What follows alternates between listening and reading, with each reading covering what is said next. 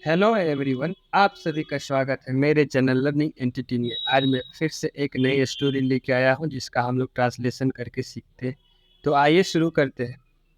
इसका हेडलाइन या टॉपिक या इसका नाम है इस स्टोरी का the potter's truth. Potter means होता है कुम्हार, पॉट मीन्स होता है मिट्टी का बर्तन, और पॉटर्स मीन्स होता है मिट्टी का बर्तन बनाने वाला, यानी कि जो मिट्टी का बर्तन बनाता है उसे हम कुम्हार बोलते हैं।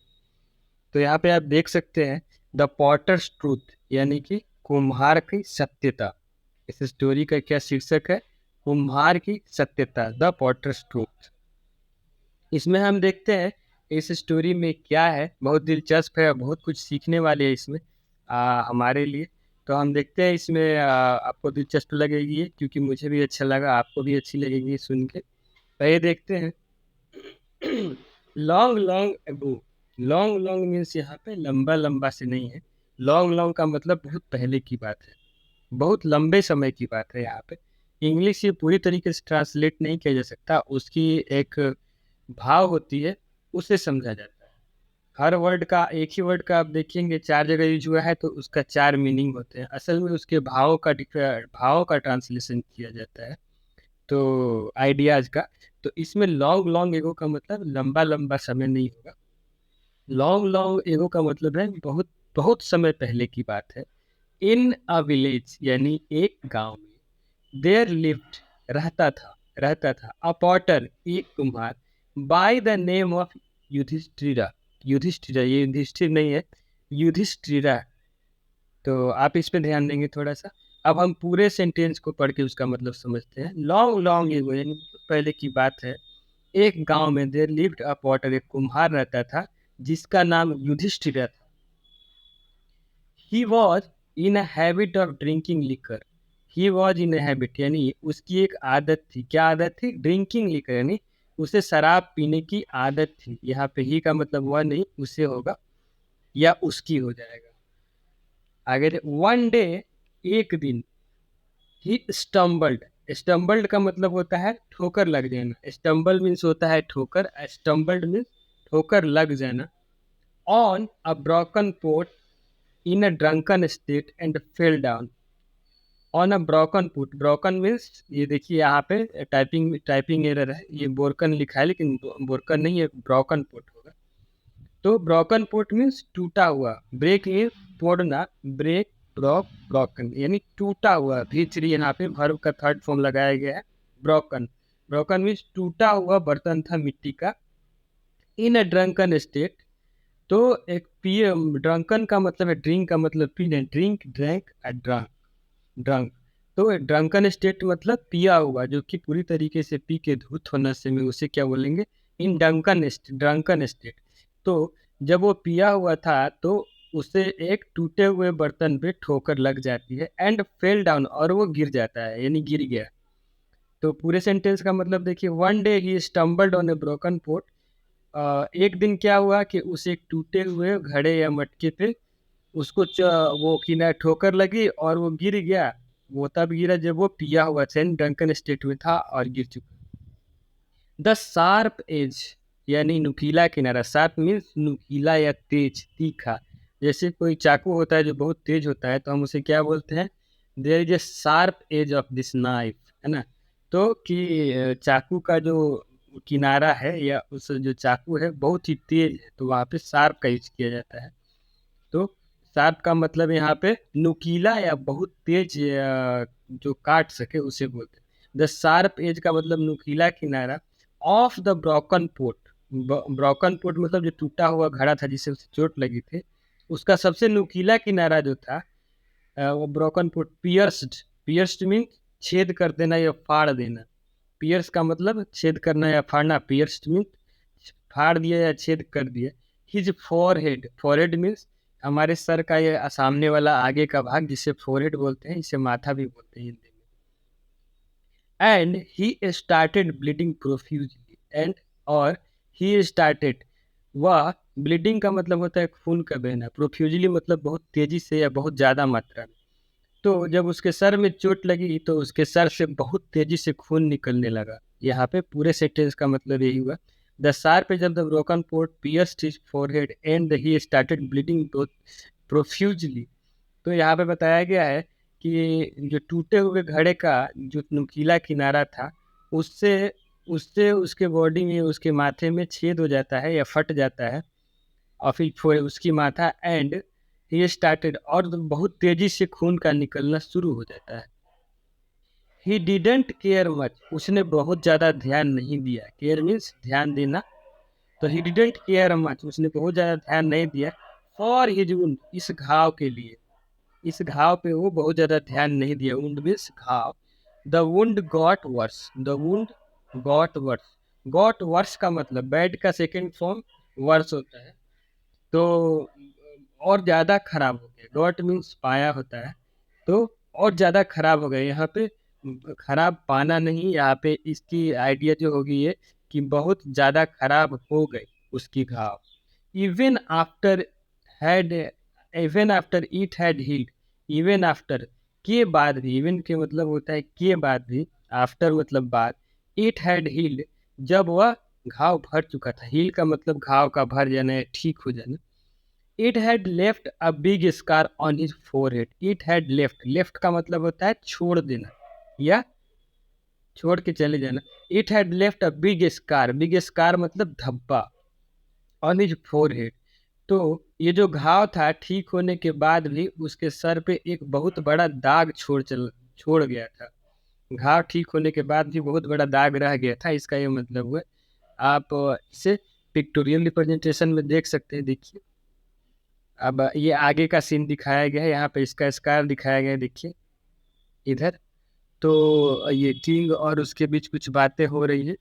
तो हम इस स्टोरी में आगे देखते हैं आगे क्या हुआ था, फिर आप इसे ज़्यादा अच्छे से समझ पाएंगे।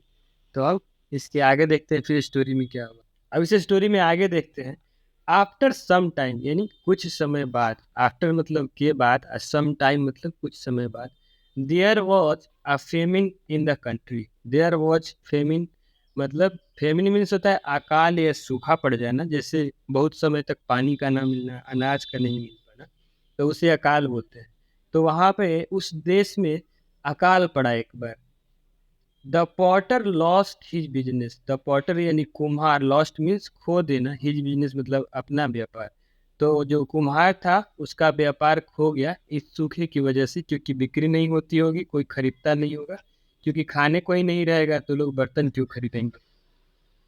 तो उसका जो व्यापार में बहुत घाटा हुआ और वो लॉस्ट यानी खो दिया अपने व्यापार को। ही मतलब वह, देन मतलब तब, यानी व्यापार खो जाने के बाद वह तब left for some other part of the country. Left मतलब छोड़ कर जाना, for some other part, other some other part मतलब कुछ दूसरे हिस्से में ऑफ द कंट्री, वो देश के दूसरे हिस्से में वो जगह छोड़ के चला गया। देयर ही, वहाँ पे वह, देयर ही का मतलब वहाँ, ही मतलब वह, पार्ट मतलब हिस्सा, वहाँ पे वह समहाउ यानी कैसे भी, गॉट हिमसेल्फ एम्प्लॉयड, खुद को रोजगार में लगा दिया। गॉट हिमसेल्फ एम्प्लॉयड का मतलब होता है खुद को व्यापार में लगा देना या काम में लगा देना। गॉट मीन्स पाया। In the Kings service, in the Kings service, king का किंग पे एपॉस्ट्रोफी ऐसे मतलब यहाँ पे उससे रिलेशन को दिखाता है। तो किंग्स मतलब राजा का, सर्विस मीन्स सेवा, खुद को लगा दिया काम में। किस काम में? राजा के सेवा वाले काम में खुद को लगा दिया। वंस यानी एक बार, the king noticed the big scar on the forehead of the potter. The king noticed, king ने ध्यान से देखा या उसे पता चला, the big scar on the forehead of the potter यानी कुम्हार के माथे पे जो बड़ा सा जो घाव का निशान था या दाग था, उस पे नजर पड़ी राजा की। The big scar on the forehead यानी कि जो उसके माथे पे बड़ा सा जो दाग था कुम्हार के माथे पर, वो राजा को दिखा। ही थॉट, उन्होंने सोचा, खुद से, टू हिमसेल्फ, उन्होंने खुद से सोचा। ही थॉट टू हिमसेल्फ मतलब खुद से सोचा, दैट कि the Potter must be a brave man. The Potter must be a brave man मतलब मस्ट बी का यूज वहाँ पे होता है जहाँ पे जिस सेंटेंस पे होता है कि अवश्य ही होगा या अवश्य ही होना चाहिए। तो द पॉटर यानी कुम्हार अवश्य ही होना चाहिए। ब्रेव मीन्स मतलब एक बहादुर इंसान। The Potter must be a brave मतलब पॉटर अवश्य होगा एक बहादुर इंसान, ऐसा राजा ने खुद से सोचा। क्यों सोचा? क्योंकि उसके माथे पे एक बड़ा सा दाग था, घाव का दाग. The scar was most probably the result of his face-to-face fight with some soldier of the enemy. राजा ने फिर सोचा, द स्कार यानी कि यह दाग वॉज मोस्ट प्रोबेबली संभवतः, मतलब बहुत ज़्यादा संभावना है, the result of his face to face fight यानी सामने की लड़ाई का परिणाम है. किसके साथ? With some soldier of the enemy, अपने दुश्मन के सैनिकों के साथ सामने आमने सामने की लड़ाई का परिणाम है उसके सर पे लगा हुआ दाग, जो कि उसे हो सकता है कि उस युद्ध में लग गया हो, ऐसा राजा ने सोचा. देखिए, मोस्ट प्रोबेबली यानी संभवतः, द रिजल्ट परिणाम होगा of his face to face यानी आमने सामने की लड़ाई, ऐसा राजा सोचे तो उससे प्रभावित हो गए. सो द किंग, इसलिए द किंग यानी राजा डिसाइडेड मतलब निर्णय लिए to place the potter amongst his chosen army generals. To place मतलब वहां पे रख देना, द पॉटर्स यानी कुम्हार को यहाँ रखने की राजा ने निर्णय किया. क्या? कुम्हार को रखने की. कहाँ पे? अमॉन्ग्स्ट मतलब के बीच में, ही चोजन आर्मी यानी गिने चुने जो उसके आर्मी के अधिकारी थे उनके बीच में रखने का निर्णय राजा ने ले लिया. As the war was impending, देखिए अमॉन्ग्स्ट का मतलब होता है के बीच में, चोजन का मतलब चुन लिया जाना, आर्मी जनरल मतलब सेना के जो बड़े अधिकारी होते हैं उसके बारे में. तो राजा ने निर्णय किया कि उसे वहाँ पे अपने बड़े बड़े जो हमारे सेना के अधिकारी हैं वहाँ पे जगह दिया जाए. तो उसे ही प्लेस का मतलब स्थान देना, तो उसे टेंस का मतलब है. As the war was impending, जैसे ही युद्ध सिर पे आया. As the war was impending, युद्ध पे आना, युद्ध का सर पे आना हुआ यानी बहुत नजदीक आ गया युद्ध. अब लगा कि अब युद्ध हो जाएगा या होना शुरू होगा. The king decided to bestow honour on generals to encourage them. The king decided यानी राजा ने निर्णय किया, टू बेस्टो ऑनर यानी सम्मान, सम्मान अर्पित करने का, सम्मान दिखाने का, ऑन जनरल्स यानी सेना के अधिकारियों को, टू एनकरेज देम उन्हें प्रोत्साहित करने के लिए. लेटर यानी बाद में, the king decided to make the potter, बाद में द किंग डिसाइड यानी राजा ने निर्णय लिया, टू मेक मतलब बनाने के लिए, the potter the chief of the army यानी आर्मी का जो सबसे मुख्य अधिकारी होता है, सबसे बड़ा अधिकारी होता है, तो जो कुम्हार था उसको आर्मी के सबसे बड़ा अधिकारी बनाने का निर्णय ले लिया. कौन? राजा ने, बाद में युद्ध के बाद. सो ही आस्क्ड द पॉटर, इसलिए उन्होंने उस कुम्हार से पूछा. आस्क का मतलब पूछना होता है, आस्क्ड मीन्स पूछा. आस्क का सेकंड फॉर्म होता है आस्क्ड.